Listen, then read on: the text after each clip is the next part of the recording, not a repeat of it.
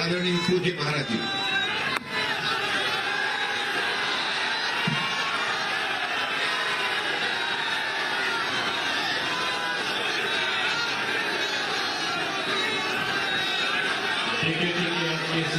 सभा में मंच पर उपस्थित इस क्षेत्र के लोकप्रिय सांसद केंद्रीय मंत्री माननीय श्री कौशल किशोर जी, भारतीय जनता पार्टी के प्रदेश के महामंत्री और जिला लखनऊ के प्रभारी श्री गोविंद नारायण शुक्ल जी, जिला अध्यक्ष श्री कृष्ण मोदी जी, भारतीय जनता पार्टी के लोकप्रिय प्रत्याशी श्री योगेश शुक्ला जी, जिला महामंत्री श्री धर्मेंद्र सिंह जी, जिला विधानसभा के प्रभारी नवीन मोदी जी, अरुण सिंह जी, विजय प्रताप सिंह जी, पवन सिंह जी, रवि प्रकाश तिवारी जी, विजय मौर्य जी, पूर्व विधायक विनोद चौधरी जी, शिव दर्शन यादव जी, मोनू सिंह जी, रविंद्र रावत जी, गौरव सिंह चौहान जी और उपस्थित भाइयों बहनों, मुझे बहुत आनंद की अनुभूति हो रही है कि बक्सी के तालाब में स्वर्गीय भगवती सिंह जी जो प्रखर समाजवादी थे, उनके इस प्रांगण में भारतीय जनता पार्टी के कार्यकर्ताओं के प्रति आह्वान करने और बक्सी के तालाब के मतदाताओं से अपील करने का एक अवसर मुझे प्राप्त हो रहा है। भाइयों बहनों, एक सच्चे समाजवादी के यही लक्षण होते हैं कि वह समाज के लिए जीता है। लेकिन आज स्वर्गीय भगवती सिंह जी नहीं है, वे सही मायने में समाजवादी थे। वे समाज के लिए जिए थे। स्कूल, कॉलेजेस, अन्य संस्थान इसीलिए उन्होंने स्थापित किए थे। लेकिन आज के जो समाजवादी हैं, भाइयों बहनों, ये समाजवादी नहीं, ये सही मायने में माफियावादी हैं, परिवारवादी हैं या दंगावादी हैं।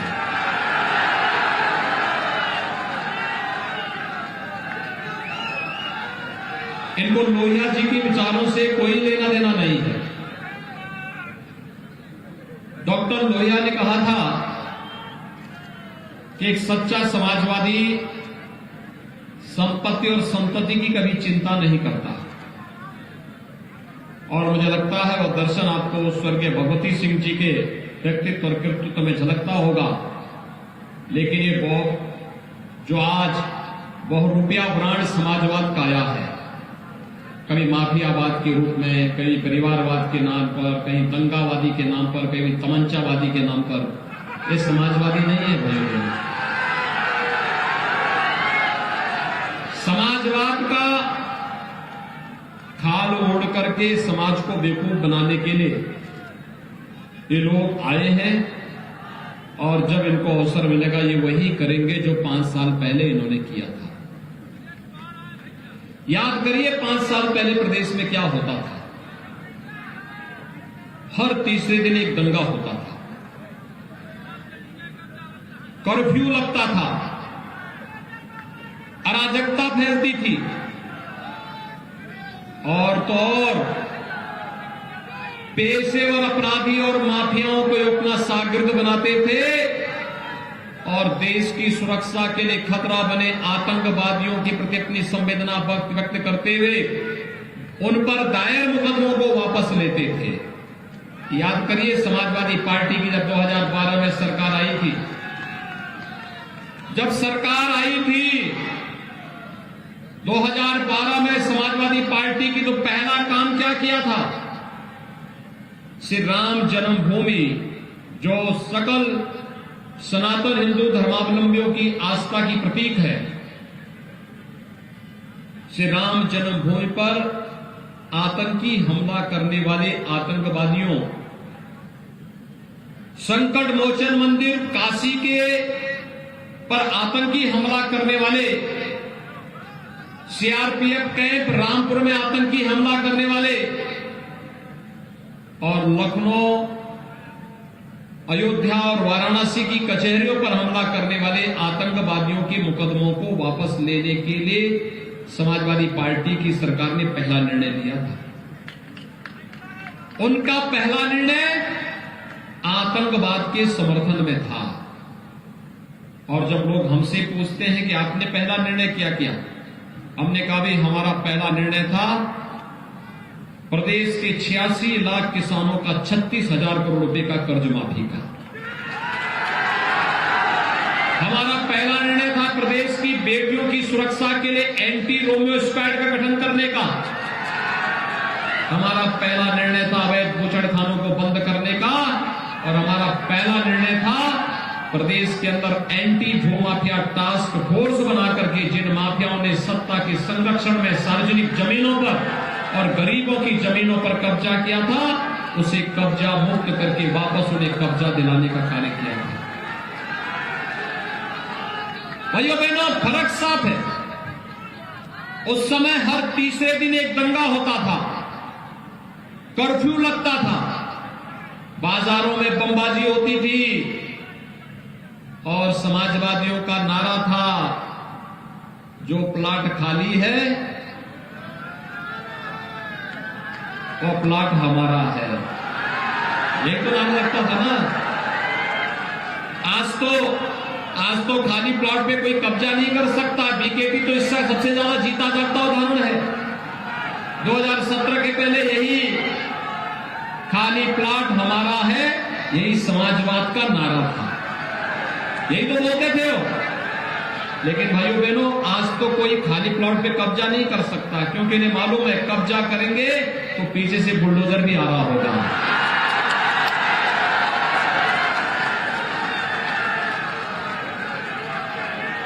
और इसलिए कोई कब्जा नहीं कर सकता। जिन्होंने कब्जा किया था, सरकार बनते ही 2017 में 19 मार्च 2017 को हमारी सरकार ने शपथ लिया था। और भाइयों बहनों, 19 मार्च को शपथ लेने के साथ ही अगले 24 घंटे के अंदर अवैध कब्जे गरीबों के मकानों पर से और सार्वजनिक स्थानों से हट गए थे। और वे सभी कब्जे वापस उन गरीबों को वे माफिया अपराधी देते थे कि भैया आप अपना जमीन ले लो, हमें अब नहीं चाहिए। बेटियां स्कूल नहीं जा पाती थी, व्यापारी प्लान कर रहा था, हर दिन तीसरे दिन कर्फ्यू लगता था और बाजारों में बमबाजी इससे पहले होती थी। भाइयों बहनों, आज हर बेटी स्कूल जाती है, उसको कोई भय नहीं। हर बहन बेझिझक बाजार जा सकती है, उसे कोई भय नहीं। हर व्यक्ति अपनी कमाई से भूमि ले सकता है, कोई उस पर कब्जा करने का दुस्साहस नहीं कर सकता। आज कर्फ्यू नहीं, आज कावड़ यात्रा शानदार तरीके से निकलती है। और आज बमबाजी नहीं, आज तो हर हर बम बम का नारा लगा करके कावड़ यात्री जब निकलता है तो शिव के गणों के शिव भक्ति में पूरा समाज मग्न होता हुआ दिखाई देता है। और यही तो नया उत्तर प्रदेश है, यही नया उत्तर प्रदेश है। हमारी सरकार आती है, चंद्रिका देवी के मंदिर का भी सुंदरीकरण का कार्यक्रम आगे बढ़ जाता है।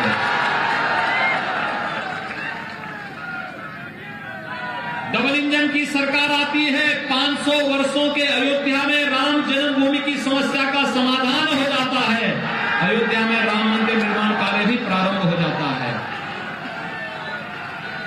काशी विश्वनाथ धाम एक नए रूप में प्रधानमंत्री जी के विजन के अनुरूप देश और दुनिया के सामने आता है। और भाइयों बहनों, ब्रज तीर्थ विकास परिषद के माध्यम से मथुरा, वृंदावन, बरसाना, गोकुल, बलदेव, ये सभी तीर्थ स्थल एक बार फिर से द्वापर युग की याद को ताजा कर लेते हैं। भाइयों बहनों, मैं आपसे पूछना चाहता हूं, क्या अयोध्या में राम मंदिर ये समाजवादी लोग कराते, ये लोग बनाते, बहन जी बनाती? कांग्रेस के भाई बहन बनाते।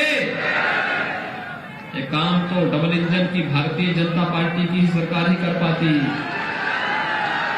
और जो हमने कहा था वो करके दिखा दिया।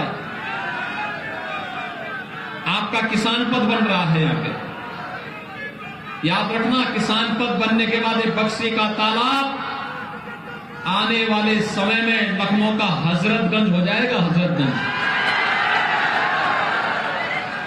विकास की एक नई ऊंचाइयों को पहुंचेगा। आज तो विकास की नई ऊंचाइयों के साथ और ये बक्सी के तालाब को इतना विकास की नई ऊंचाइयों तक लेके जाइए कि लखनऊ की मेट्रो बक्सी के तालाब तक आकर के अपनी सेवा आपके लोगों को प्रदान करती दिखाएगी। आज मैं इसीलिए आया हूं, मैं पैदल यहां से बाई रोड जाऊंगा भी, मुझे आधा घंटा लगेगा, लेकिन जब मेट्रो आ जाएगी 10 मिनट में इस यात्रा को आप पूरा कर लेंगे, मात्र 10 मिनट में।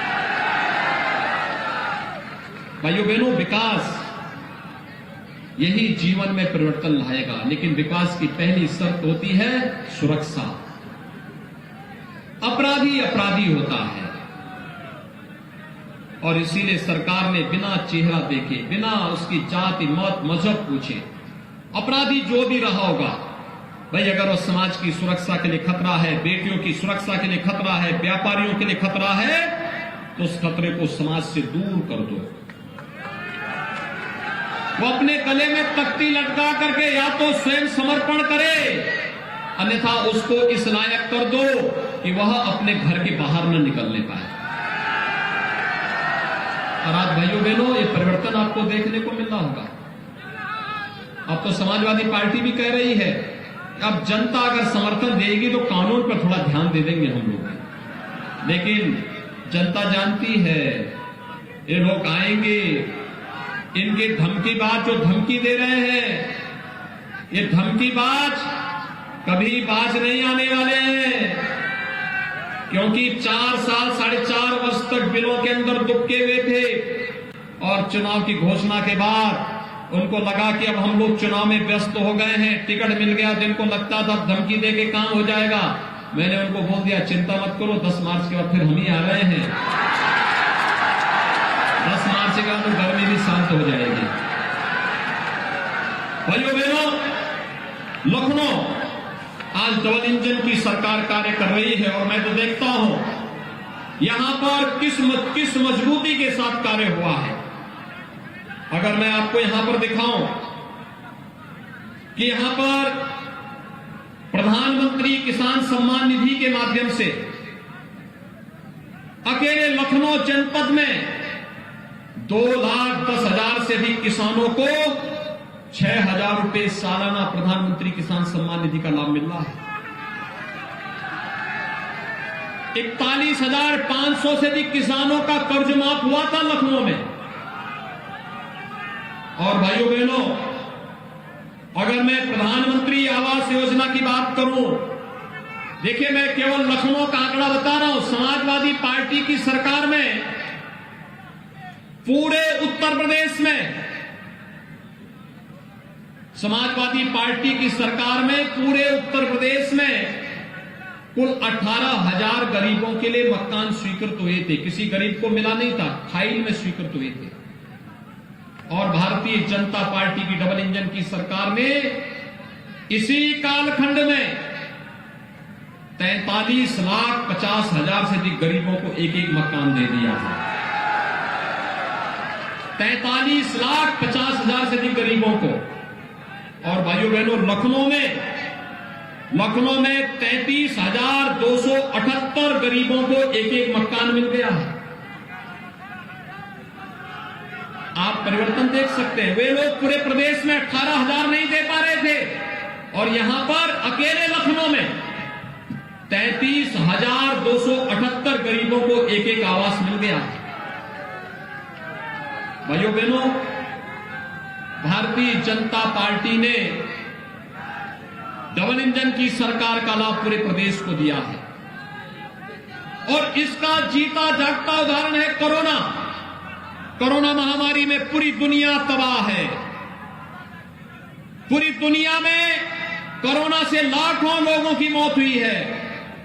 लेकिन भाइयों बहनों, देश के अंदर प्रधानमंत्री मोदी जी के नेतृत्व में कोरोना प्रबंधन का कार्य जिस मजबूती के साथ हुआ है, देश और दुनिया ने उसकी सराहना की है, पूरी दुनिया ने उसकी सराहना की है, जिसमें जीवन भी बचाने की गारंटी थी और जीविका को बचाने की गारंटी भी थी। प्रयास किया सरकार ने कि अधिक से अधिक लोगों के जीवन को बचाया जाए, लेकिन फिर भी अगर मौत हुई है, हमारी पूरी संवेदना उन परिवारों के प्रति है। लेकिन भाइयों बहनों, मैं आपको बताना चाहता हूं, कोरोना प्रबंधन, फ्री में टेस्ट, फ्री में उपचार, फ्री में वैक्सीन, सबको वैक्सीन। आप में से कितने लोगों ने वैक्सीन ले ली है? आपका अभिनंदन। ये वैक्सीन कोरोना के खिलाफ देश की लड़ाई का प्रतीक है, लेकिन जो लोग कोरोना के खिलाफ देश की लड़ाई को कमजोर करना चाहते थे, वे वैक्सीन का विरोध करते थे। वे वैक्सीन का विरोध करते थे और कहते थे कि वैक्सीन मोदी वैक्सीन है, ये बीजेपी वैक्सीन है। और भाइयों बहनों, मैं आज आप सबसे कहना चाहूंगा, अगर मोदी वैक्सीन और बीजेपी वैक्सीन ने कोरोना की तीसरी लहर में हमारी जान को बचाया है, तो वोट की चोट से उसका मजबूती से जवाब दीजिए विरोधियों को, मजबूती से जवाब दीजिए।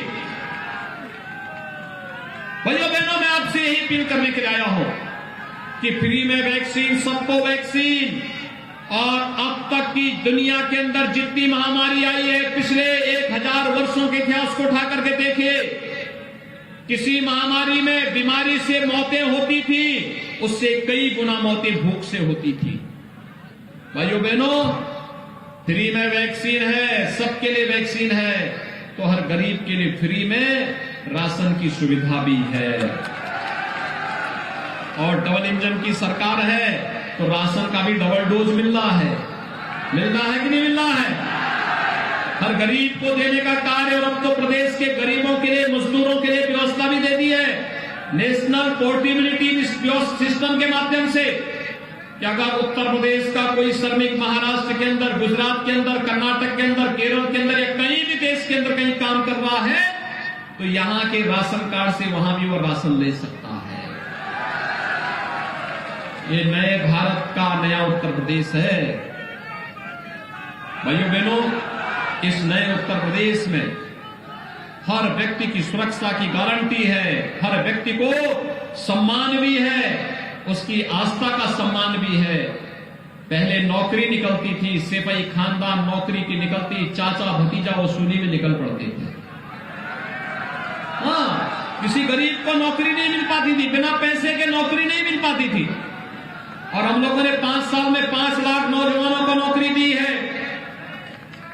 सुरक्षा का बेहतर माहौल हुआ, यहां पे निवेश हो रहा है। 1 करोड़ 61 लाख नौजवानों को हम लोगों ने रोजगार और नौकरी प्राइवेट सेक्टर में दी है। और एमएसएमई सेक्टर में एक जनपद एक उत्पाद के माध्यम से 60 लाख उद्यमियों को आगे बढ़ाने का काम भी किया है। भाइयों बहनों, हमारा युवा स्मार्ट हो। हमने 1 करोड़ नौजवानों को टैबलेट और स्मार्टफोन देने का संकल्प लिया है। अकेले लखनऊ में 37,000 से अधिक युवाओं को सुविधा दे दी गई। लेकिन जब तक ये योजना और आगे बढ़ती, समाजवादी पार्टी ने कंप्लेंट कर दी चुनाव आयोग को। लेकिन हमने तय किया है कि अभी 1 करोड़ नौजवानों को देंगे और 10 मार्च के बाद अगले 5 वर्ष के अंदर 2 करोड़ नौजवान को टैबलेट और स्मार्टफोन प्रदेश के अंदर देंगे। ये लोग समाजवादी अपने को कहते हैं, लेकिन भाइयों बहनों, गरीबों के निवाले को कैसे छीनते थे? राशन गरीब को नहीं मिल पाता था, वृद्धजनों की पेंशन को भी ले लेते थे, विधवा महिलाओं को भी नहीं छोड़ते थे, दिव्यांग जनों की पेंशन को भी खा जाते थे। आज भाइयों बहनों, प्रदेश के अंदर 1 करोड़ वृद्धजनों को, विधवा महिलाओं को और दिव्यांग जनों को 12,000 रुपए सालाना हम पेंशन दे रहे हैं। 12,000 रुपए सालाना। और भाइयों बहनों, अकेले लखनऊ के अंदर ही अगर मैं बताऊं तो 21,224 दिव्यांग जनों को 12,000 रुपए सालाना पेंशन की सुविधा दे रहे हैं। 20,999 विधवा महिलाओं को 12,000 रुपए सालाना पेंशन की सुविधा का लाभ मिल रहा है और 56,997 वृद्धजनों को भी हम लोग 12,000 रुपए सालाना पेंशन की सुविधा का लाभ लखनऊ जनपद के अंदर के लिए दे रहे हैं। 15 करोड़ गरीबों को महीने में 2 बार फ्री में राशन की सुविधा उपलब्ध कराया जा रहा है। और भाइयों बहनों, अगर मैं लखनऊ की बात करूं तो अकेले लखनऊ जनपद के अंदर 40 लाख लोग फ्री में राशन की सुविधा का लाभ प्राप्त करते हैं महीने में 2 बार। ये किसी भी संवेदनशील सरकार के कार्यक्रम का एक छोटा सा लेखा जोखा है। लेकिन भाइयों बहनों, मैं आप सबसे अनुरोध करने के लिए आया हूं। आज उत्तर प्रदेश विकास के नित्य नए प्रतिमान को स्थापित कर रहा है। लखनऊ स्मार्ट हो रहा है। यही लखनऊ था, छोटी छोटी बातों के लिए दंगा फसाद होता था, अराजकता फैलती थी। आज तो हम लोगों ने ऐसे लोगों के फोटो भी चस्पा कर दिए चौराहे चौराहे पर। अब कोई दंगा फसाद नहीं करता है, अब कोई अराजकता नहीं पैदा कर सकता, अब गुंडागिर्दी नहीं पैदा कर सकता, गरीबों के हक पर डकैती नहीं डाल सकता। भाइयों बहनों, ये बक्सी के तालाब में हमने अविनाश त्रिवेदी ने हमारे विधायक के रूप में अच्छा काम किया, लेकिन पार्टी में हर एक कार्यकर्ता को मौका मिलता है। और मैं आप सभी से अनुरोध करूंगा, अविनाश त्रिवेदी भारतीय जनता पार्टी के अच्छे कार्यकर्ता हैं, उनका आशीर्वाद और समर्थन योगेश शुक्ला को है। उनका स्वास्थ्य अनुकूल नहीं है, वे शीघ्र स्वस्थ हों, हमारी कामना है। और मेरी आप सबसे अपील है, श्री योगेश शुक्ला को भारतीय जनता पार्टी ने एक कार्यकर्ता के नाते अपना प्रत्याशी बनाकर आपके बीच में उतारा है। हर कार्यकर्ता की अलग अलग समय अलग अलग भूमिका होती है। इस समय योगेश शुक्ला भारतीय जनता पार्टी के प्रत्याशी के रूप में आपके बीच में हैं। और मेरी आप सबसे अपील है कि भाइयों बहनों, योगेश शुक्ला यहां पर आपकी पूरी सेवा करेंगे, पूरी मजबूती के साथ बक्सी के तालाब के विकास के लिए पूरी ताकत के साथ कार्य करेंगे। और यहां पर तो आप देख सकते हैं, विधायक आपका, सांसद आपका, लोक भवन में सरकार आपकी और दिल्ली में सरकार आपकी। तो ये तो डबल इंजन नहीं, ये 4-4 इंजन आपके विकास को इतनी गुना आगे बढ़ा देगी कि आपको विकास के लिए और गरीब कल्याण योजनाओं के लिए कहीं हाथ नहीं फैलाना पड़ेगा। और इसी के लिए मैं विशेष रूप से लखनऊ की पहली सभा कर रहा हूं। आप क्या इस बात के लिए आश्वस्त होंगे कि 10 मार्च को जब चुनाव परिणाम आएंगे तो बक्सी का तालाब के साथ ही उत्तर प्रदेश में 325 सीट से अधिक सीटें भारतीय जनता पार्टी पाएगी। सभी लोग सहमत हैं? दोनों हाथ ला करके मुझे बताइए, सभी लोग सहमत हैं? तो मेरे साथ बोलेंगे, भारत माता की, भारत माता की।